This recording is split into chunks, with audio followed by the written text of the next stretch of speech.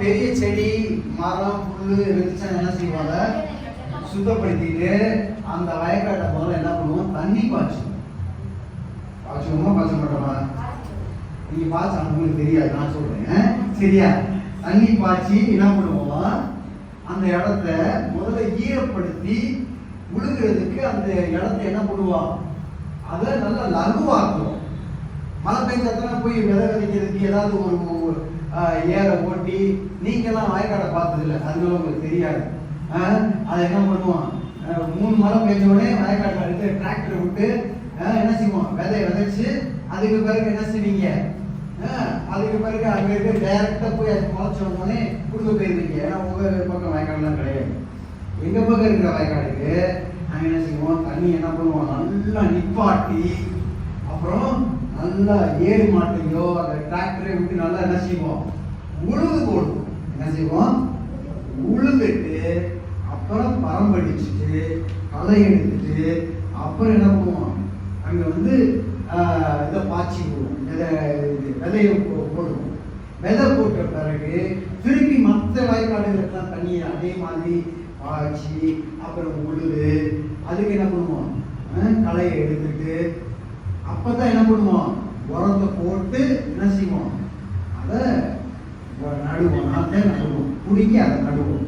அதுக்கு சில பேர் சாணி உரம் போட்டுப்பாங்க, வேற உரத்தை போட்டு என்ன பண்ணுவோம், ஒரு முதல் களை 2ஆவது களை 3ஆவது கலைக்கு என்ன பண்ணிடுவாங்க, 3ஆவது களை தூக்க முடியாது, கடைசியில கருது எடுத்து முடிச்சிருவாங்க.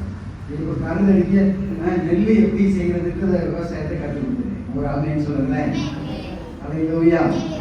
அடுத்தாட்டி கேட்டா இந்த காதுல வாங்கி இந்த காதுல விட்டுட்டு போன பொம்மையாட்ட இருக்கக்கூடாது. அடுத்தாட்டி கேட்கவும் ஒரு அப்படின்னு சொல்லுங்களேன். அப்ப கர்த்தருடைய வார்த்தையை நம்ம என்ன செய்யறோம், கேட்கிறத விட இன்னைக்கு எப்படி இருக்கிறோம், நிறைய நிலங்கள் தண்ணி இல்லாம வறண்டு போய் எதுக்குமே ஆகாத நிலங்களாக இருக்குது. ஏன் அப்படின்னா அந்த நிலம் அந்த விதை போறதுக்கு தகுதியான நிலமா இல்லை. இந்த நிலம் நல்லா தான் இருக்கு. இந்த நிலத்துக்கு என்ன தேவை, முதல்ல என்ன தேவை, விவசாயத்துக்கு தண்ணி தேவை. ஒவ்வொரு முறையும் அந்த நாத்து நட்ட பிறகு கூட நல்லா தண்ணி நிப்பாட்டி வைக்கணும். டெய்லி விவசாயம் என்ன பண்றாரு, தண்ணியை நல்லா நிப்பாட்டி வைக்கிறாரு. கடைசியில கருது இருக்கிறதுக்கு முன்னாடி தண்ணியை கூட என்ன பண்ணிக்கிறாரு, குடிக்க விட்டுறாரு. அப்பதான் ட்ரை வேணும். முதல்ல அந்த இடத்துக்கு தண்ணி தேவை. அது மாதிரி ஆண்டவருடைய வார்த்தைக்கு இன்னொரு பேர் தண்ணி, இன்னொரு பேர் நானு. அப்ப நம்ம மனசு நம்ம வாழ்க்கை நல்லா செழிப்பா மாறணும்னா, லகுவா மாறணும்னா கர்த்தருடைய வசனத்தை நம்ம போட்டுக்கிட்டே இருக்கணும். அதுக்கு பதிலாக விசேஷம் போய் பிரியாணியா போட்டுட்டு இருக்க கூடாது. சொல்லுங்களேன். விசேஷம் வீட்டுக்கு போனீங்கன்னா என்ன பண்ணுவாங்க, ஏற இறங்க பார்ப்பாங்க. என்ன நகை போட்டிருக்க, என்ன ட்ரெஸ் போட்டிருக்கிற, என்ன உன் வாக்கு ஓடிட்டு இருக்கு. நிறைய பேருக்கு விசேஷ வீட்டுக்கு போறதுக்கே பயம். ராமேன்னு சொல்லுங்க. ஆனாலும் இருக்கிறத பக்கத்து வீட்டு முனியம்மா கிட்ட போய், முனியம்மா ஓனா கொஞ்சம் போடுறது கொடு, முனியம்மா எங்கிட்ட போய் மாலா கிட்ட போயிட்டு மாலா சேலை கொஞ்சம் கொடு, நல்ல சேலைய. இப்படித்தான் ஓடிட்டு இருக்கு. அந்த காசு கூட போடுற பொய் கூட இருக்குதான் போகுது. பக்கத்துல வாங்கிட்டு நான் நாளை கழிச்சு கொடுத்துறேன், செய்முறை செஞ்சே ஆகணும். ஒரு ஆமைன்னு சொல்லுங்க. அல்லேலூயா. ஆனா வெளியில வந்து எப்படி இருக்குது, வெளியில எப்படி இருக்கு, அப்படியே வெள்ளையா இருக்கு, உள்ள புற சொல்லையா இருக்கு. ஒரு ஆமைன்னு சொல்லுங்களேன். என்ன, ஆனா நீங்க விசேஷமானவர்கள். நீங்க உள்ளையும் வெள்ளையா இருக்கீங்க, வெளியும் வெள்ளையா இருக்கீங்க. அல்லேலூயா. கர்த்தருடைய வார்த்தை கேட்க ஒரு உடனே வந்துச்சுல அறுவடைக்கு நம்ம நிலம் தயாராகிறாது. அந்த நிலத்துக்கு தேவை என்னது, தண்ணி. இப்ப தண்ணி எடுத்த போட்ட உடனே அந்த நிலத்துல சில களைகள்லாம் இருக்குல்ல, தண்ணி ஊத்த அந்த களை எளிதா எடுக்க முடியும். அப்ப தண்ணி இல்லாம போய் ஒரு புல்ல பறிக்கல, சும்மா அப்படி கடினமான புல்ல பறிக்க வேரோட வராது, அது வேறாக வரும். ஆனா தண்ணி ஊர் நேரத்துல இருக்கக்கூடிய இடத்த நீங்க அப்படி புடுவிடுங்கன்னா வேரோட புல்லு வரும். ஆண்டவர் நமக்குள்ளாக இருக்கிற வேண்டாத காரியத்தை வேரோட புல்லு சும்மா தலை விட்டு கிள்ளி விட்டுலாமா சொல்லுங்க. வேரோட புடுங்கினா அந்த வேரோட வரதுக்கு என்ன தேவை? ஞாயிற்றுக்கிழமை மட்டும் ஊத்துனா போதுமா? திங்க செவ்வாய் புதன் வியாழன் வெள்ளி சனி எல்லாம் யூடியூப்ல பேஸ்புக்ல சினிமாவுல சீரியல்ல அந்த தண்ணி ஊத்துனா எப்படி இருக்கும்? அதெல்லாம் வெயில் அப்படியே காஞ்சி கருவாடாக்கிடுவோங்க. ராமன் சொல்லுங்களேன், ராமன் சொல்லுங்களேன். அது ஒரு நாள் ஊத்திட்டு தண்ணி ஊத்திட்டு மத்த நாள்லாம் சூரிய வெளிச்சத்தை கூட எப்படி இருக்கும்? எப்படி இருக்கும்? குடிக்கிறதுக்கு ஒண்ணுமே பார்க்க தள்ளாலும் பாருங்க, மலைக்கு அப்படியே வெளியில பாத்தீங்கன்னா ஃபுல்லா அப்படியே பச்சை பசேன்னு இருக்கு. ஆனா போய் குடுங்கனா நீங்க கைய போடுவீங்க, ஆனா குடுங்க வர மாதிரி இருக்கும். ஆனா அது என்ன செய்யுது வேரோட? அப்ப வார்த்தையை ஒவ்வொரு நாளும் ஒவ்வொரு நிமிஷம் போட்டுக்கிட்டே இருக்க நிலத்துல தண்ணி ஊத்த ஊத்த வேரோட புடுங்க அது வந்துகிட்டே இருக்கும். வேரோட வந்துருச்சுன்னா அந்த இடம் எப்படி ஆயிடும்? சுத்தமா ஒரு ஆளுங்க சொல்லுங்க. வாக்கு சுத்தப்படணும்னு விரும்புறீங்க? எத்தனை வாக்கில் இருக்கிற கலையெல்லாம் மாறணும்னு விரும்புறீங்க? எத்தனை வாக்கில கர்த்தருடைய வார்த்தை போறணும்னு விரும்புறீங்க? ஒரு ஆளுங்க சொல்லுங்க. ஆண்டவர் பைபிள்ல ஒரு வசனத்தை சொன்னாரு, என்ன தெரியுமா? சீசன் கேட்டாங்க, ஆண்டவரே கடைசி நாள்ல உலகத்தை அழிக்கிறதுக்கு முன்னாடி எப்படி இருக்கும் அப்படின்னு கேட்டாங்க. அப்ப ஆண்டவர் சொன்னாரு, அந்த சூரியன் என்ன செய்யும்? இருளா மாறும், சந்திரன் இரத்த கலர்ல மாறும், இதெல்லாம் வேற வானத்திலிருந்து அக்னி இறங்கும், இதெல்லாம் சொன்னாரு. ஆனா சொல்லிட்டு இன்னொரு அடையாளத்தை சொன்னாரு. நோவாவின் காலத்துல மக்கள் எப்படி பெண் கொண்டும் பெண் எடுத்தும் விசேஷ வீடுகளை நடத்தியும் இருப்பார்கள், அப்படி கடைசி நாட்கள்ல கடவுள் வரப்போற உணர்வே இல்லாம இருப்பாங்க. பாருங்க, இன்னைக்கு நான் காலண்டர் எடுத்து பார்த்தேன். போன 2 வாரத்துக்கு முன்னாடி நம்ம காலண்டர் இல்ல, பொது காலண்டர் எடுத்து பார்த்தேன். ஞாயிற்றுக்கிழமை பூரா வேணும்னே விசேஷ நாள். இதுக்கு முன்னாடியெல்லாம் இந்த ஓதுகளுக்கு நல்ல நாள் தெரியல, ஞாயிற்றுக்கிழமை வைக்கவே மாட்டாங்க. நான் சின்ன பசங்களுக்கு ஞாயிற்றுக்கிழமை வைக்கவே மாட்டாங்க. ஆனா இப்ப ஞாயிற்றுக்கிழமை தேடி தேடி மக்களை எவ்வளவு ஏமாத்துறாங்க பாருங்க. மக்கள் நம்ம தான் முட்டாளர்களாக இருக்கிறோம். ஒரு ஆள் சொல்லுங்க, அன்னைக்கு தான் கவர்மெண்ட் ஹாலிடே, அன்னைக்கு தான் எல்லாருக்கும் லீவு, அந்த நாள் போடு. இன்னொரு விசுவாசம் என்ன பண்ணுவாங்க தெரியுமா? அந்த நாள் தான் அவன் சர்ச்சுக்கு போவான், அந்த நாள் வந்து சர்ச்சை விட்டு எங்க வந்துருவான்? விசேஷ வீட்டுல வந்து பிரியாணி மூக்கு அப்படியே தொலைக்க பாடைய பிடிக்க இப்படி திரிவான்னு சொல்லிட்டு திரிய வரான் விசாரிச்சு சொல்லுங்க. எனக்கு கூட நீங்க அழைப்பு, எங்க அப்பா கூட பிறந்த அக்காவுடைய மகன் பிள்ளைகளுக்கு நீங்க சொல்லுங்க. அவங்க என்ன சொன்னாங்க தெரியுமா? ஒரு வார்த்தை, நீங்க சாயந்தரம் வந்தாலும் பரவாயில்ல, நைட்டு வந்தாலும் பரவாயில்ல, எங்களுக்கு தெரியும் ஞாயிற்றுக்கிழமை நீங்க வர மாட்டேங்குது. ஒரு அழிய சொல்லுங்க. அப்படிப்பட்ட உறவே நமக்கு தேவையில்லை இருக்கிறேன். இயேசுவை விட உறவுக்கு முக்கியத்துவம் நம்ம கொடுத்தோம்னா உறவு நம்ம என்ன செய்யாது? நம்மளை ஆசீர்வதிக்காது. ஆண்டவர் தான் நம்மை ஆசீர்வதிக்கிறவர். ஆண்டவர் ஆசீர்வதிக்கும் போது போன உறவு தேடி வரும். நீ உறவை தேடி போய்கிட்டே இருக்கும். என் ஆண்டவர் தேடத்துல போன உறவு உன்னை தேடி வந்துகிட்டே இருக்கும். அப்படி செய்கிற உறவுகளை தேடலாம். என் ஆண்டவராக தேடும். இந்த வாரம் விட்டுட்டு அடுத்த வாரம் போனா என்ன சர்ச்சுக்கு? இந்த 7-14 நாள் நீ பிசாசுடைய வார்த்தையால் நிரப்பப்பட்டு நீ எப்படி ஆண்டவருடைய ஆலயத்தில் வந்து தேவனுடைய பரிசுத்த ஆவியினால் நீ நிரம்புவ? பாஸ்டர் நாங்க கத்தி பேசணும், நீ வந்து விசேஷ வீட்டு போய் மூக்கு விட்டு வேணாஜனும் பிரியாணியா சாப்பிட்டு வரணும். சொல்லுங்க. அப்படிப்பட்ட பிள்ளைங்க ஆண்டவருடைய ஆசீர்வாதத்தை பெற முடியாது. தேவனுடைய வார்த்தையினால் நம்முடைய உள்ளத்தை லகுவாக்க புடுங்கிறது மட்டும் கிடையாது, சுத்தப்படுத்துறது மட்டும் கிடையாது. அவருடைய வசனம்ன்றதுக்கு இன்னொரு பேரு விதைன்னு சொல்லப்படுகிறது. இந்த விதைய அங்க நடனாலும் அந்த நிலம் எப்படி இருக்கணும்? சாஃப்டா இருக்கணும். எப்படி இருக்கணும்? ஆமா, அந்த களிமண்ல வைக்கும்போது எப்படி இருக்கு? களிமண் அப்படியே தந்தரையா கண்டு மாதிரி இருந்தா அதுல போடுற விதை என்ன செய்யும்? அப்படியே நிற்கும். குருவியோ பறவையோ வந்து என்ன செஞ்சிடும்? எலியோ வந்து சாப்பிட்டு போயிடும். ஆனா எதுவுமே சாப்பிடாம யாரு கண்ணுக்கும் தெரியாம அங்க நண்டு போனா கூட அதுக்கு தெரியாது, எலிக்கு கூட தெரியாம அந்த விதையை ஆண்டவர் பாதுகாக்கணும்னா, அந்த விதை அங்க போய் சேரணும்னா அந்த இடம் எப்படி இருக்கணும்? ரொம்ப மென்மையா இருக்கணும். அந்த களிமண்ணுக்குள்ள போன உடனே யாருக்குமே தெரியாது. இப்ப பார்க்கிற நண்டா இருந்தாலும் குருவியா இருந்தாலும் எதை பார்க்கணும்? வேறு நிலத்துல இருக்கிற தண்ணியை மட்டும்தான் பார்க்கணும். ஒரு அணியா சொல்லுங்க. கர்த்தருடைய வார்த்தை மட்டும் தான் பார்ப்பாங்க. கர்த்தருக்குள்ள நீ எப்படி இருக்கிறன்றத மட்டும் தான் பார்ப்பாங்க. ஆனா அந்த விதையை மக்களால திருட முடியாது. அந்த விதை உணவுக்குள்ளாக அது பதிச்சு வைக்கப்பட்டிருக்கிறது. அது பதிச்சு வைக்கப்பட்டிருக்கிறது. அது நடப்பட்டிருக்கிறது. அது வளரும்படியாக விதைக்கப்பட்டிருக்கிறது. உனக்குள்ளாக செழிப்பை கொண்டு வரும்படியாக, ஆசீர்வாதத்தை கொண்டு வரும்படியாக ஆண்டவரே அதை வைத்து வைத்திருக்கிற தேவனாக இருக்கிறார். அல்லேலூயா.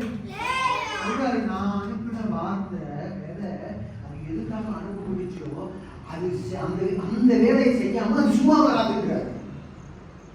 என் வார்த்தை உங்க காதல என் காதல எதுக்காக கொடுக்கப்பட்டுச்சோ அந்த டூப்ளிகேட் செய்யாம அது திரும்பி வராது. உதாரணமா இவனை பார்த்து நான் சொல்றேன், டேய் இங்க வாடா, அந்த கடையில போய் நீ போய் என்ன செய்ய, எனக்கு ஒரு தண்ணி பாட்டில் வாங்கிக்குவான்னு ஒரு காசு அவன் கொடுத்து அனுப்புறேன். இவன் மேல என்ன செய்யறேன், நான் நம்பிக்கை வச்சு நான் என்ன பண்றேன், அவன் கையில அந்த காசை கொடுக்குறேன். இவன் என்ன பண்ணுகிறான், நான் என்ன எதிர்பார்க்கிறேன், நான் எதற்காக இவனை அனுப்பணும்னோ அந்த வேலை செஞ்சுட்டு திரும்பி வரான். இது போல வசனம்ன்ற வார்த்தை ஆண்டவர் நம்ம உள்ளத்துல எதுக்கு கொடுத்தாலோ அந்த வேலையை செய்து முடிக்காம சும்மா வராது. அல்லேலூயா. ஆண்டவர் என்ன சொல்றாரு, உங்களுக்கு எனக்கும் ஒரு ஆசீர்வாதமான வாழ்க்கைய ஆண்டவருடைய வார்த்தையில வச்சிருக்கிறாரு. இந்த வார்த்தையை பிடிக்க பிடிக்க இந்த வார்த்தை சும்மா இருக்காது, அது வளர்ந்து நம்மை கனி கொடுக்காமல் விடவே விடாது. நம்ம பட்டமரமா இருந்திருக்கலாம், நம்ம ஒரு அதாவது மலட்டு நிலமாக இருந்திருக்கலாம், ஒன்றுக்கு உதவாத நிலமாக இருந்திருக்கலாம், அது பார்க்கறதுக்கு முள்ளுக்காக இருந்த நிலமாக இருந்திருக்கலாம். இந்த நிலமா இப்படிப்பட்ட நிலமா அப்படி இருந்துச்சு என்று மற்றவர்கள் பார்க்கக்கூடிய அளவுக்கு ஆச்சரியப்படுவதற்கு ஆண்டவருடைய மற்றவர்களுக்கு ஆசீர்வாத நிலமாக மாற்ற என்று சொல்கிறார்.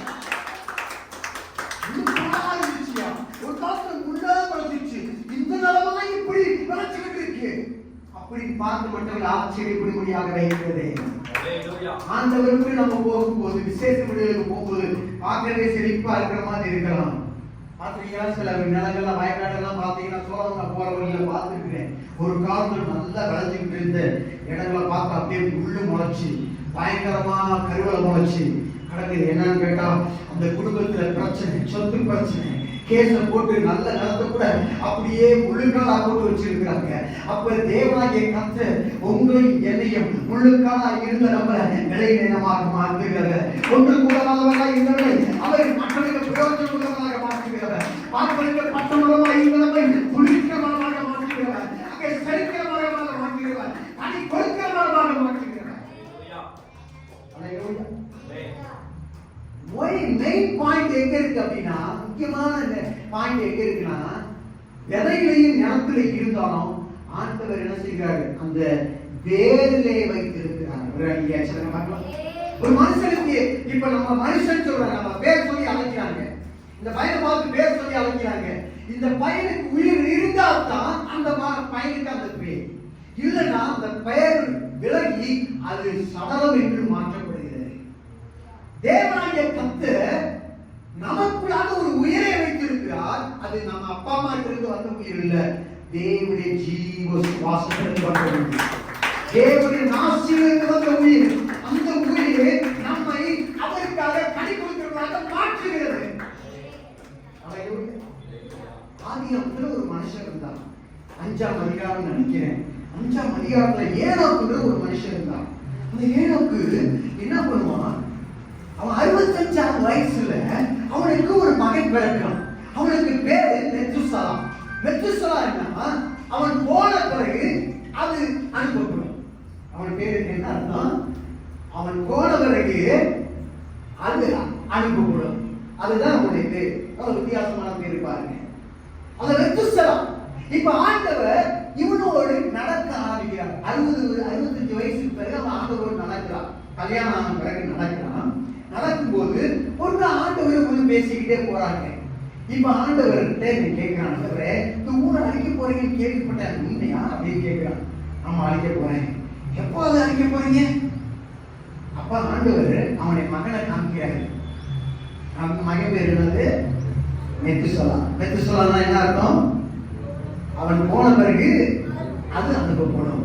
அப்ப ஆண்டவர் என்ன சொல்றாரு, நான் இந்த உலகத்தை அழிப்பேன், ஆனா எப்ப அழைப்பேன், அவன் போன பிறகு அது அனுபவப்படும். ஒரு அதிக சொல்லுங்க பார்க்கலாம். உச்சமதான் இல்லையா சொல்லுங்க. அப்படி நடந்து போய்கிட்டே இருக்கான். நடந்து போய்கிட்டே இருக்கும்போது ஆண்டவர் சொல்றாரு, பாப்பா நம்ம போவோம் அப்படின்ட்டு பரலோகத்துக்கு அப்படி எடுத்துட்டு போடுங்க. ஆதியாகமத்தை நீங்க படிச்சு பார்த்தீங்கன்னா ஆதாமின் வம்ச வரலாறு போட்டிருக்கோம். அந்த ஆதாமின் வம்ச வரலாறுல பார்த்தீங்கன்னா எல்லாமே சொல்லப்பட்டிருக்கிறது. 5ஆம் அதிகாரத்துல நீங்க பார்க்கும்போது அந்த ஆதாமின் வம்ச வரலாறுன்னு சொல்லிட்டு எடுத்து வாசிங்கன்னா 5ஆம் அதிகாரம் 1ஆம் வசனத்தை வாசிங்க. ஆதாமின் வம்ச வரலாறு. தேவன் மனுஷனை சிருஷ்டித்த நாளிலே அவனை தேவ சாயலாக உண்டாக்கினார். 4ஆம் வசனத்தை வாசிங்க. ஆதாம் சேத்தை பெற்றான். ஆதாம் சேத்தை பெற்றான். 1 வருஷம் உயிரோடு இருந்து குமாரத்திகளையும் பெற்றான். ஆதாம் உயிரோடு இருந்த நாளெல்லாம் 930 வருஷம். அவன் மரித்தான். அவன் மரித்தான். ஓகே. சேத்து 150 வயதான போது ஏனோசை பெற்றான்.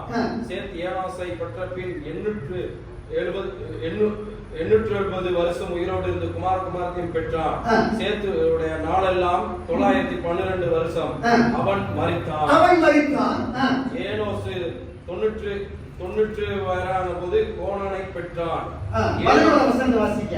11ஆம் வசனம். ஏனோசுடைய நாளாம் 905 வருஷம். அவன் மரித்தான்.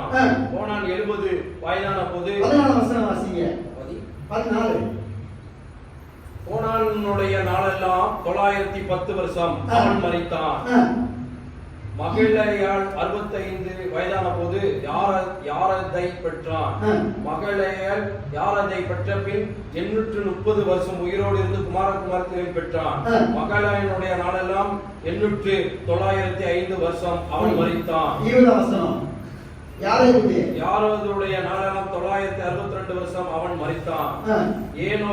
ஏனோக்கு 65 வயதான போது மெத்துசலாவை பெற்றான். ஏனோக்கு மெத்துசலாவை பெற்ற பின் 300 வருஷம் தேவனோடு சஞ்சரித்துக் கொண்டிருந்து குமாரத்தையும் பெற்றான். ஏனோக்குடைய நாளெல்லாம் 365 வருஷம். ஏனோக்கு தேவனோடு சஞ்சரித்துக் கொண்டிருக்க காணப்படாமல் போனான். தேவன் அவனை எடுத்துக்கொண்டார். இங்க நீங்க கேட்ட வார்த்தை நீங்க நல்லா கவனிச்சீங்கன்னா ஒண்ணு நல்லா தெரிஞ்சிருக்கும்.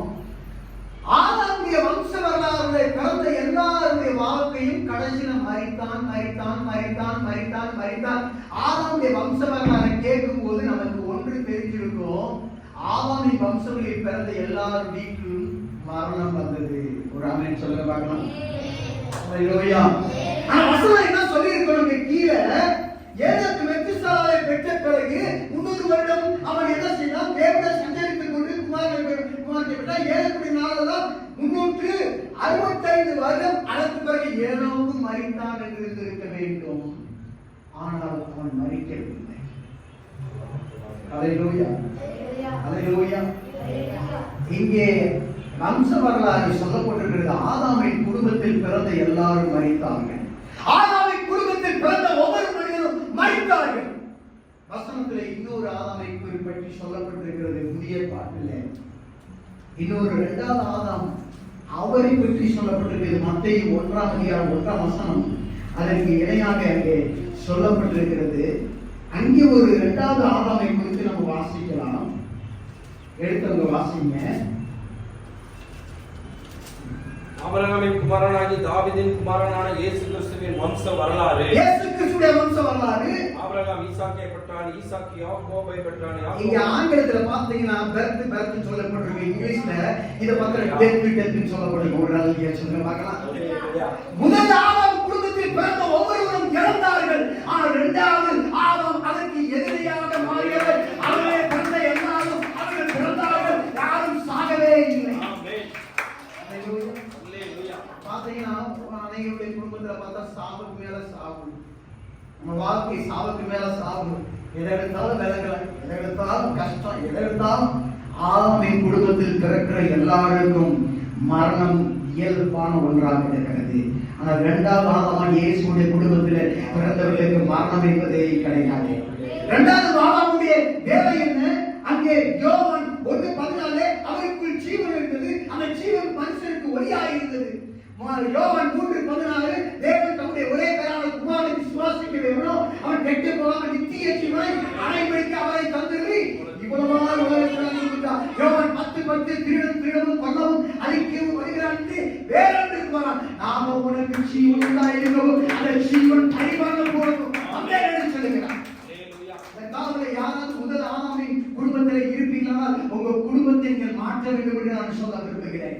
நீங்க முதல் ஆதாம் குடும்பத்தில் இருப்பவர்களாக இருப்பீர்களானால் நீங்கள் இரண்டாம் ஆதாமுடைய குடும்பத்திற்காக உங்களை நீங்கள் வைக்க வேண்டியவர்களாக இருக்கிறீர்கள். அல்லேலூயா.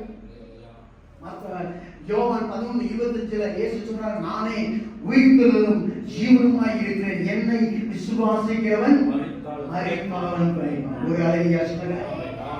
நாம் அனைவருமே முதல் ஆதாமின் குடும்பத்திலே மரிக்கிறவர்களாக இருக்கிறோம். ஆனா இரண்டாவது ஆதாமிலே நாம் அனைவரும் ஜீவிக்கிறவர்களாக இருக்கிறோம். ஒரு அல்லேலூயா சொல்லுங்க. அல்லேலூயா. அல்லேலூயா. ஏன் இவன் மரிக்காம இருந்தான்? எதுக்கு ஏனோக்கு மரிக்க முடியாதபடி இருந்தான்? எது அவனை மரிக்க விடாமல் தடுத்தது? ஏன் அவனால் மரிக்க முடியவில்லை? ஆதாமின் குடும்பத்தில் பிறந்த எல்லாரும் மரித்தார்கள், ஆனால் ஏனோக்கு மாத்திரம் மரிக்காமல் போனதற்கு காரணம் என்ன? உங்க ஊர்ல ஒருத்தர் இருக்கிறாரு, எல்லாரும் சாகுறாங்க, ஒருத்தர் மட்டும் சாகாம இருக்கா, நீங்க எதுனால அவர் சாகாம இருக்காரு போய் விசாரிப்பீங்கன்னா விசாரிக்க மாட்டீங்களா? கேட்பீங்களா கேட்க மாட்டீங்களா?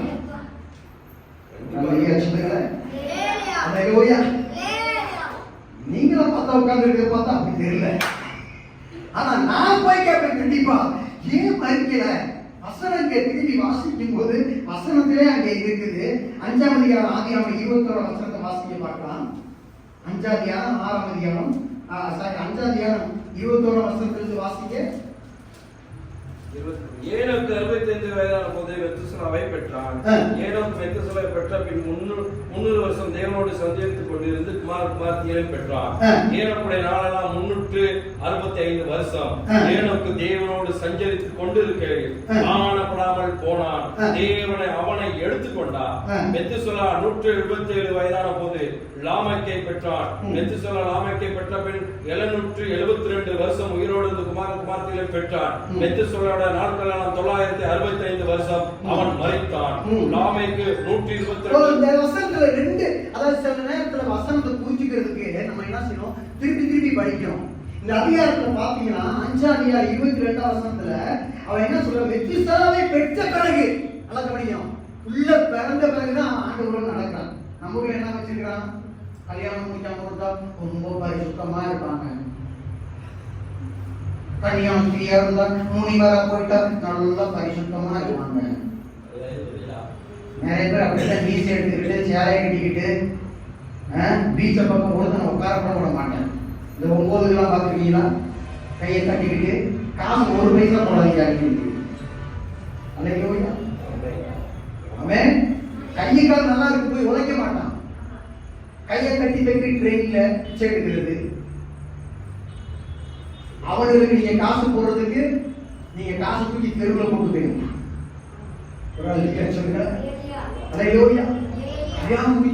அவங்க சாப்பிடும் படிக்கவே படிக்காது. நீ கொடுக்கறது கூட படிக்காது, அவன் கொடுக்கறது ஒண்ணு கூட படிக்காது. ராத்திரியில் அவன் பண்ற அட்டகாசங்கள், ஊரா செய்யற அக்கிரமங்கள், அப்படிப்பட்டவன இந்த உலகம் எப்படி செய்யுது, புனிதனா பாக்குது. கல்யாணம் பண்ற பாதம் புனிதனா பாக்குது, சிஸ்டர் புனிதனா பாக்குது. அவன் பண்ற பண்ற உலகத்துல தாங்க முடியல. கல்யாணம் பண்ணாம இருந்தா பரிசுத்தம் வந்துறது கிடையாது. இங்க வசனம் என்ன சொல்றது, ஆண்டவரோடு நடக்கிறதுக்கு குடும்பஸ்தரா இருந்தாலும் நடக்க முடியும். 65 வயசுல அவனுக்கு பிள்ளைகள் பிறந்த பிறகு அவன் தேவனோடு நடந்தான். வசனம் 27 பாத்தீங்கன்னா தேவனோடு சஞ்சரித்தான் இருக்கு. ஆங்கிலத்துல he walked with God சொல்லப்பட்டிருக்கு. ஆண்டவரோடு நடந்தான், சேர்ந்து கையை பிடிச்சு நடந்துட்டே போனான். கொண்டு இருந்து குமாரன் பாக்கியம் பெற்றான். ஆமா, 24 வசனத்துல ஏழு தேவனோடு சஞ்சரித்துக் கொண்டிருக்கையில் காணப்படாமல் போனான். அல்லேலூயா. வசனத்தின் திறவுகளை நம்ம தெரிஞ்சுக்கிறது திரும்பி 2 முறை வரும். இதுதான் திறவுகள். அவன் சாகாம எடுத்துக்கொள்ளப்படுறதுக்கு காரணம் அவன் தேவனோடு நடந்தான். ஒரு அல்லேலூயா சொல்லுங்க. ஆமோஸ் 3ஆம் அதிகாரம் 3ஆம் வசனம் இப்படி சொல்லுது, 2 பேர் மனசு ஒத்து போனா எப்படி சேர்ந்து நடப்பாங்கன்னு சொல்லப்பட்டிருக்கு. அல்லேலூயா. அல்லேலூயா சொல்லுங்க. அப்படினா 2 பேர் சேர்ந்து ஒத்து போறதுன்னா என்ன அர்த்தம், நானும் தேவனும் சேர்ந்து ஒத்து போவது. அப்படினா நான் மட்டும் தப்புக்கலாம் தேவன் ஆமாச்சாமி போறதுல நான் தேவன் எதை தப்புன்னு சொல்றாரோ அதை நான் ஒத்துக்கொண்டு நான் அதை ஏற்றுக்கொண்டு, ஆண்டவரே நீ எதை பாவம் என்று அழைக்கிறீரோ நானும் அதை பாவம் என்று வெறுக்கிறேன் என்று சொல்வதுதான் தேவனோடு நாம் ஒத்து போகிறதாக இருக்கிறது. ஒரு நாள் அல்லேலூயா. தேவனோடு நாம் ஒத்து போகணுமே ஒழிய தேவன் நம்ம செய்த தப்புக்கு ஒத்து போகணும்னு எதிர்பார்க்கவே கூடாது. ஒரு அல்லேலூயா சொல்லுங்க. அல்லேலூயா சொல்லுங்க. அவர் தேவனோடு நடந்து கொண்டிருக்கிறீர்கள், காணப்படாமல் போகலாம். ஆண்டவர் சொன்னாரு, உன் மகனுக்கு பிறகு நான் அனுப்புவேன்னு சொன்னாரு. அதனால உன் மகன் பேரே அவன் போன பிறகு அது அவனுக்கு அதை அனுப்பப்படும். இவருக்கு பிறகு இன்னொருத்தர் பிறக்கிறான், மெத்துசலா பிறக்கிறான் ஏனோக்கு. மெத்துசலாவுடைய மகன் தான் ஏனோக்கு. இந்த ஏனோக்கு காலத்துல தான் ஆண்டவர் என்ன பண்றாரு, 40 நாள் பகல் இரவாக மழையை கொண்டு வந்து உலகத்தை அழிக்கிறார். அவன் காலத்தில் நிறைவேறு. ஒரு அல்லேலூயா சொல்லுங்க. உச்சமந்தல் சொல்லுங்க. அப்ப தேவனாகிய கிறிஸ்துவுடைய குடும்பத்திலே நாம் இருக்கும்போது நம்மை அவர் ஆசீர்வாதமாக மாற்றுகிறார். தேவனுடைய வார்த்தை நம்ம பிரியப்படும் போது அவர் நம்மை ஆசீர்வாதமாக மாற்றுகிறார். யூடியூப்ல நீங்க போய் பார்த்தீங்கன்னா வசனங்கள் இருக்கிறது, அதிகாரங்கள் இருக்கிறது. அதை நீங்க ஹெட்போன்ல போட்டுட்டு நீங்க பாடுங்க செய்யற வேலை செய்ய, ஆண்டுக்கு அவர் வேலையை உங்கள் வாழ்க்கையை செய்து முடித்து விடுவார். அல்லேலூயா. இந்த உலகத்துல நீங்க பின்னாடி ஓடுனீங்கன்னா கண்டவன் ரீல்ஸ் பார்த்துக்கிட்டு கண்டவன் சொல்ற எல்லா காரியத்தையும் கேட்டுக்கிட்டு நம்ம நடந்தோம்னா நம்ம நிலம் எப்படி இருக்கும்? விளைநிலமா இருக்காது, அது ஓர் நிலமாக மாறிவிடும், உதவாக்கார நிலமாக மாறிவிடும். என் ஆண்டவர் நம்மை விலகி நிலமாக மாற்ற வல்லமையுள்ள தேவனாக இருக்கிறார். ஒரு அல்லேலூயா. அல்லேலூயா. நீங்கள் நானும் கழுதை போல உயர பறக்க வேண்டியவர்களாக இருக்கிறோம். அப்படின்னா சில நேரத்தில் சில மனிதர்களை நாம் விட்டு விலக வேண்டியவர்களாக இருக்கிறோம். அது நம்ம குடும்பத்தின் நபராக கூட இருக்கலாம். தேவனோடு கூட நடக்க வேண்டுமானால் அவர் குடும்பத்தை நம்ம விட்டு தான் போனோம். ஒரு அல்லேலூயா. சமாதானியா சொல்லுங்க. தேவனோடு நடந்துட்டே போனோம். அவன் சொல்ல அவரே என் பொண்டாட்டி என் பிள்ளையா என்னாச்சு அப்படின்னு நினைக்கவே இல்லை. ஆண்டவருடைய பிரசன்னத்தை அதிகமாக அவன் முக்கியத்துவம் பண்ணினான். கழுகுகளோடு பறக்க வேண்டிய நம்ம கோழி குஞ்சுகளோட உணவு வைத்து கொண்டு இருக்கக்கூடாது, குளித்து இருக்கக்கூடாது. ஒரு அல்லேலூயா சொல்லுங்க. 2 அம்மாமாரு ட்ரெயினுக்காக காத்துட்டு இருந்தாங்களாம். ஒரு அம்மா என்ன பண்ணாங்களா, சாதாரண சுடிதார் போட்டுட்டு அங்க என்ன பண்ணாங்களா, சாதா சேப்பல் போட்டுட்டு அவங்க ட்ரெயினுக்காக காத்துட்டு இருக்காங்க. இன்னொரு டைட் ஜீன்ஸ் போட்டுக்கிட்டு காலை கீழ்ஸ் மாதிரி ஒரு செருப்பு இப்படி போட்டுக்கிட்டு என்ன பண்றாங்க, இப்படி கொடையை பிடிச்சுக்கிட்டு அவங்க அப்படின்னு நடந்து வந்துட்டு இருக்காங்க. இப்ப ட்ரெயின் வரதுக்கு முன்னாடி ஒரு 4-5 நாய் உங்களை விரட்ட ஆரம்பிக்குது. 4-5 நாய் விரட்ட ஆரம்பிக்கும் போது என்ன நடக்குது, இந்த சாதாரண செருப்பு போட்டு இருக்கிற அம்மா வேகம் பாக்குறாங்க, ட்ரெயின் வரத பாக்குறாங்க, வேகம் அந்த நாய் வரதுக்குள்ள ட்ரெயினை பிடிச்சு அவங்க ஓடிடுறாங்க. ஆனா இந்த அம்மா வர ஓடக்குள்ள என்ன செய்யுது, பின்னாடி வர நாயை ஹாய் ஹாய் சுவர் சுவர் சண்டை போட்டுட்டு இருக்காங்க. சண்டை போட்டு முடிக்கிறதுக்குள்ள அந்த ட்ரெயின் என்ன பண்ணிருச்சு, ஓடிடுச்சு. ஒரு அல்லேலூயா சொல்லுங்க. நமக்கு நாய்களோடு சண்டை போட்டுட்டு இருக்கிறதுக்கு நேரம் இல்ல, ட்ரெயினை பிடிக்கிறதுக்கு தான் நமக்கு நேரம் இருக்கிறது. நம்முடைய வேலை ட்ரெயினை பிடிக்க வேண்டிய வேலைக்காக வந்திருக்கிற வழிய நாய்களோடு சண்டை போட முடியாது நம்மை ஆண்டவர் அழைக்கவில்லை. ஒரு அல்லேலூயா சொல்லுங்க. அல்லேலூயா. தேவனுடைய கர்த்தருடைய வசனத்தை நம்ம படிக்கும் போது அவருடைய வார்த்தையின்படி நடக்கும் போது தேவன் நம்மை ஆசீர்வதிக்கிறவராக இருக்கிறார். ஒரு மிகப்பெரிய கல்லூரியில ஒரு ப்ரொஃபசர் ஒரு வாத்தியார் இருந்தாராம். அந்த வாத்தியாரு அந்த ஸ்டூடெண்ட் எல்லாத்தையும் கேட்டாராம், இங்க யாராவது பைபிளை படிக்கிறீங்களா, பைபிளை யாராவது நம்புறீங்களா, அதுதான் கர்த்தருடைய வார்த்தை, நீங்க நம்புறவங்க யாராவது இருக்கீங்களான்னு கேட்டாராம். அப்ப கர்த்தருக்காக நிக்கிறவங்க கூட பைபிள் விட்டு ஐயோ மார்க்க குறைச்சு போவாரு, இல்லாத ஆளு அப்படின்னு சொல்லிட்டு அப்படியே அமைதியா. ஒரே ஒரு மாதம் மாத்திரம் நான் பைபிளை படிக்கிறேன், பைபிள் கர்த்தருடைய வார்த்தை அப்படின்னு அவன் சொன்னான். அந்த வார்த்தையை சொன்னாராம், நானும் பைபிளை படிச்சிருக்கேன், அந்த பைபிள் வந்து கர்த்தருடைய வார்த்தை கிடையாது, அது சும்மா முட்டாள்தனமான வார்த்தைகளாக இருக்குது அப்படின்னு சொல்லி அவன் சொன்னாராம்.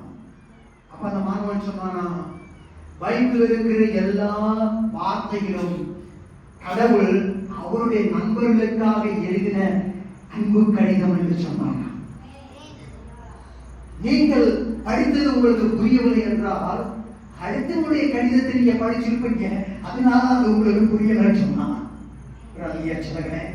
கர்த்தருடைய வார்த்தை அவரை நேசிக்கிற பிள்ளைகளுக்காக கர்த்தரால் எழுதப்பட்ட அன்பு கடிதங்களாக, அன்பு நிறைந்த வார்த்தையாக இருக்கிறது. ஆண்டவரை ஏற்றுக்கொள்ளாத ஒரு மனிதன் அதை படித்தால் இன்னொருவருடைய கடிதத்தை படிக்கிறது போலதான் அது இருக்கும் என்று அந்த மாணவன் சொன்னான். நீங்க பைபிள் நம்ம படிக்கிறது எப்படி படிக்கிறோம்?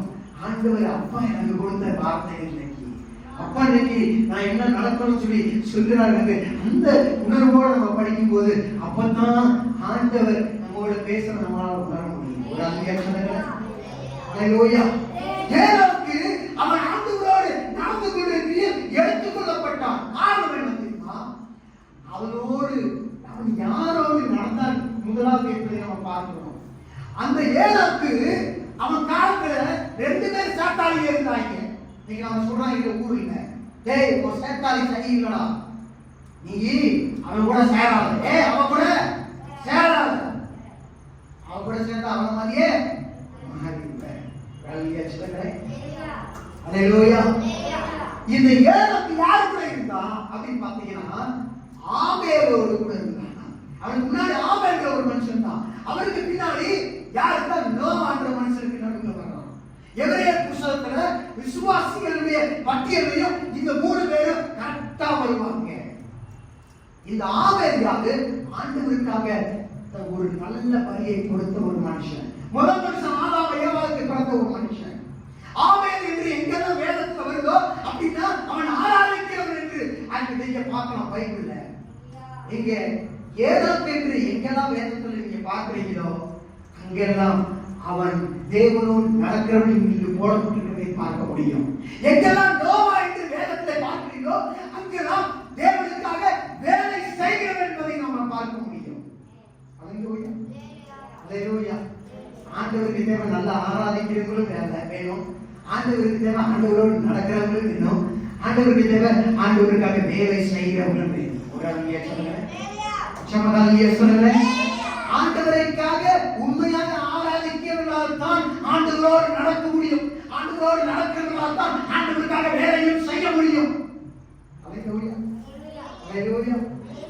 தேவனோடு இதை நடக்கிறதுக்கு முன்னாடி நல்ல மனிதர்களோடு நடக்க ஆரம்பித்தான். தேவனோடு நடக்கிறதுக்கு முன்னாடி ஆண்டவருடைய பிள்ளைகளோடு நம்ம நடக்க ஆரம்பிக்கும். ஒரு அல்லேலூயா சொல்லுங்க. சமதாலியா சொல்லுங்க. சில மனிதர்களை விட்டு விலக வேண்டும், சில கோழி பூச்சிகளை விட்டு பிரிய வேண்டும், நம்ம கழுகுகளோடு சேர வேண்டும், நாம் உயர பறக்க வேண்டும், கர்த்தருடைய வார்த்தைக்கு இடம் கொடுக்க வேண்டும். அல்லேலூயா. சில கோழி குஞ்சு சொல்லும் விசேஷ வீட்டுக்கு போவோம், சில கோழி குஞ்சு சொல்லும் இதை பாரு அதை பாருன்னு சொல்லும். அந்த கோழி குஞ்சு புழுக்களை திங்க சொல்லுது. ஆனா கழுகுகளோ உயிருள்ள நல்ல மாம்சத்தை தேடி ஓடி அங்கே உயிருள்ள மாம்சத்தையே அது விரும்பி சாப்பிடக்கூடியதாக இருக்கிறது. அல்லேலூயா. சில கழுகு ஆட்களையே சாப்பிடும், அவ்வளவு பலமாக இருக்கும், ஏறக்குழாய் மாதிரி இருக்கும் பார்க்க சில கழுகு. அல்லேலூயா சொல்லுங்க. சமதாலியா சொல்லுங்க. அவ்வளவு பலன் எப்படி வருது? நல்ல ஃப்ரெஷ்ஷான மாம்சத்தை சாப்பிட்டு அதுக்கு பலன் கிடைக்குது. கர்த்தருடைய வார்த்தையும் அப்படித்தான் சொல்லப்பட்டிருக்கு. நல்ல ஃப்ரெஷ்ஷான மீட் என்று சொல்லப்பட்டிருக்கிறது, மாம்சம் என்று சொல்லப்பட்டிருக்கிறது. நல்ல கறி, இப்பதான் அடிக்கப்பட்ட ஆட்டுக்கறியை விட விசேஷமானது கர்த்தருடைய வார்த்தை சொல்லப்பட்டிருக்கிறது. வெளியே போய் கொழுத்த கன்றுகளை போல இருப்பீங்க சொல்றாரு, பசுமை புஷ்டிமா இருப்பீங்க சொல்றாரு. எப்படி கர்த்தருடைய வார்த்தையில நம்ம நிரப்ப ஒரு அல்லேலூயா சொல்லுங்க. அல்லேலூயா. தேவனாகிய கர்த்தருக்கு நம்ம இடம் கொடுப்போம். ஏனோக்கோட ஆண்டவர் எதிர்பார்க்கல, உங்களை என்னை இன்னைக்கு ஏனோக்கு போல அவரோடு நடக்க முடியாத திரும்புகிறார். ஒரு ஆமென் சொல்லுங்க. ஆண்டவர் பார்த்து ஆண்டவரே நான் உம்மோடு நடக்க விரும்புகிறேன். இந்த உலகத்துல எத்தனையோ பேர் எதோ தேடி ஓடினாலும் நான் உம்மோடு நடக்க விரும்புகிறேன் சொல்லி கண்களை மூடி கர்த்தரை நோக்கி நாம் பார்ப்போம். ஆண்டவரே இந்த காலத்துக்காக நன்றி ராஜா. ஆண்டவரே ஆதாமின் குடும்பத்தில் பிறந்த எல்லாரும் மரித்தார்கள். 2ஆம் ஆதாமாகிய இயேசுவின் குடும்பத்தில் பிறந்த எல்லாரும் ஆண்டவரே உயிரோடு கூட இருந்தார்கள். ஆண்டவரே பிறக்கிறவர்கள் ஆண்டவருடைய குடும்பத்தில் மரணம் என்பதே கிடையாது, ஜீவன் தான் உண்டு. உன் மரித்த நிலவிலிருந்து ஆண்டவர் ஜீவனை கொடுக்க வேண்டுமானால் உன் குடும்பத்தை நீ மாற்ற வேண்டும். ஆதாமின் குடும்பத்தில் நீ இருப்பாயானால் இப்பொழுது 2ஆம் ஆதாமாகிய இயேசுவின் குடும்பத்துக்குள்ளாக நீ உன்னை ஒப்பு கொடுத்து வரக்கூடிய நபராக இருக்க வேண்டும். அப்படி செய்யும் போது என் ஆண்டவர் உன்னை ஆசீர்வதிக்கிறதுல வல்லமையுள்ளவராக இருக்கிறார். அப்ப அந்த அருமையான பிள்ளைகளுக்கு நான் ஆச்சரிக்கிறேன். நல்ல நிலத்தில் விதைக்கப்பட்ட விதைகளாக 30, 60, 100மாக வேத வசனத்தை நீர் எனக்கே தந்திருக்கிறீர் என்று ஆண்டவரே எனக்காகவே நீர் பிரத்யட்சமாய் கொடுத்திருக்கிறேன். அந்த வார்த்தை கேட்டு அதன்படி நடப்பேன் என்று உமக்கு ஒப்பு கொடுக்கிற ஒவ்வொரு பிள்ளைகளாக இங்க இருக்கக்கூடிய ஒவ்வொருவரையும் இனி இந்த காவலரே தேவாலய கர்த்தரை வல்லமை அவரை பலப்படுத்த விரும்பியாய், விடுதலை செய்ய விரும்பியாய், அபிஷேகிக்க விரும்பியாய், அனுமதிக்க விரும்பியாய், மகிமையாய் பரப்ப விரும்பியாய். உன்னதமா கட்டளவோ கட்டளவோ கட்டளவோ கட்டளவோ உன்னதமா கட்டளவோ கட்டளவோ உன்னதமா நிரப்ப விரும்பியாய். ஹalleluya ஹalleluya. இந்த காவலரை மனிதனை பிசாசு எப்படி அஞ்சித்துக் கொண்டிருந்தாலும் பிசாசுடைய வஞ்சனைக்குள்ளாக அல்ல, தேவனுடைய வார்த்தைக்குள்ளாக ஒப்பு கொடுக்கிறேன் என்று சொல்லி வந்திருக்கிற ஒவ்வொருவரை தொடுகிறாங்க, ஒவ்வொருவரை ஆசீர்வதிக்கிறாங்க. வார்த்தை ஒவ்வொரு நாளும் தேடி விசேஷமாக விரும்பி படிக்கத்தக்கதாக ஒரு வல்லமை கட்டளைகளுக்கு நல்ல தேவனாய் இருக்கிறதுக்கு நன்றி செலுத்துகிறேன். ஆசீர்வதியும் ஆண்டவரே, இயேசுவின் நாமத்தில் ஜெபங்கள் நல்ல பிதாவே. ஆமென். ஆத்மாவே கர்த்தரை ஸ்தோத்திரி, என் முழுவதுமே பரிசுத்த நாமத்தை ஸ்தோத்திரி. ஆத்மாவே கர்த்தரை ஸ்தோத்திரி, கர்த்தர் சர்வ சாவான ஆமென். அல்லேலூயா. துதி மகிமை